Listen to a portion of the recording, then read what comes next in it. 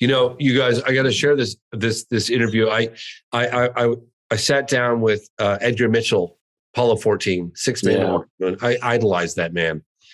And we were doing an interview. He'd written a book called The Way of the Explorer that touched on some of the meetings he'd had with high-level military and government officials regarding the UFO phenomenon, blah, blah, blah.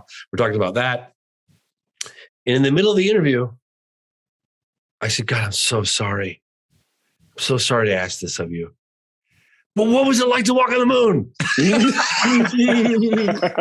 I'm serious. I felt really bad because I was like, I'm sure he gets asked that question all the time. But I just had to know. I just had to know. So I was like, what was it like?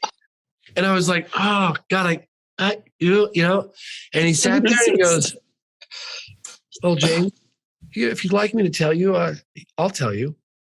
So I was like, yeah, please, So I closed my eyes. And he told me every aspect from the translunar injection where they go around the planet and then they get the trajectory and the coordinates just right.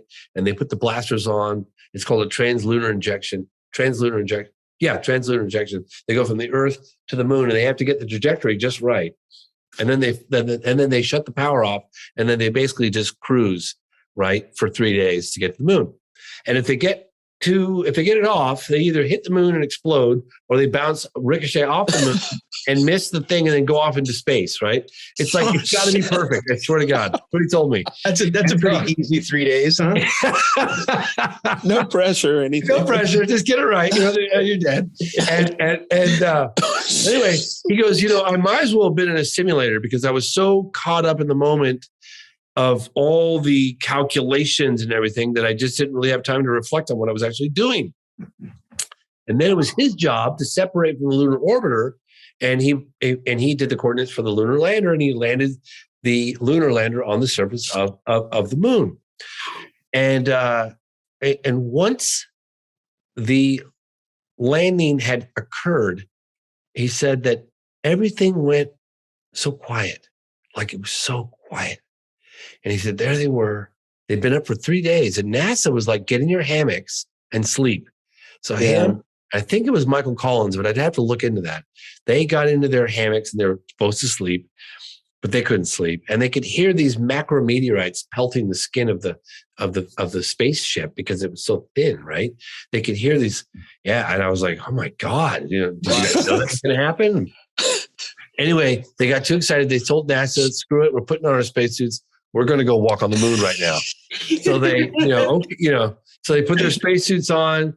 He got on the surface of the moon and he's walking around the moon and he's kind of bouncing around. And he says he looks and he sees this blue marble suspended in this vacuum of space rise. It was an Earth rise.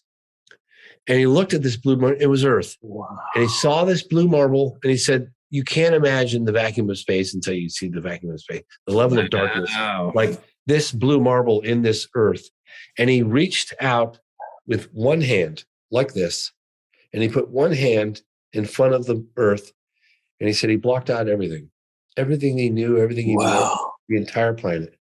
And he had this profound epiphany, which he spent the rest of his life trying to explain, trying to come to terms with, like, all the wars at Vietnam at the time were happening, and all the invisible borders, and he said that he really felt a very distinct sense of interconnectedness, not just with Earth, but with the cosmos and with the very molecules in the spaceship that was enabling him to try,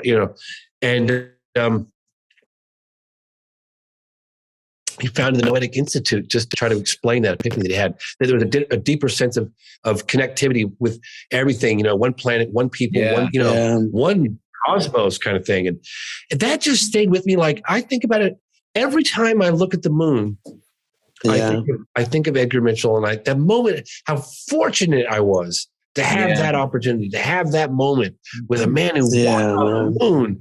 And the fact that I get to share that a little bit with you guys today. Yeah, thank you. That's a privilege, to hear that. Yeah, that's beautiful. Oh, man. And the result of it, too, because so much of our podcast is about having these experiences, whether it's whether you get it induced from psychedelics or whether you get it from meditation or religion Hypnotherapy. playing Or going to the moon. African drums or going to the moon. He had a legit Or Maker's Mark. psychedelic experience, right? Without any of that, he hadn't slept for 3 days. He's standing on another planet. We know how the moon looks when it comes up big. And we're like, oh my God. I know. Imagine on the moon and the earth comes up. I know. Yeah. I mean, I know. and he just had this experience. Then he founds the Noetic Institute to explore this experience, which I would call a spiritual experience to like, Totally. and it's about yes. connection. That's what this podcast is about. Connection, these experiences, how to get to those experiences. Like if you don't even believe you can have one.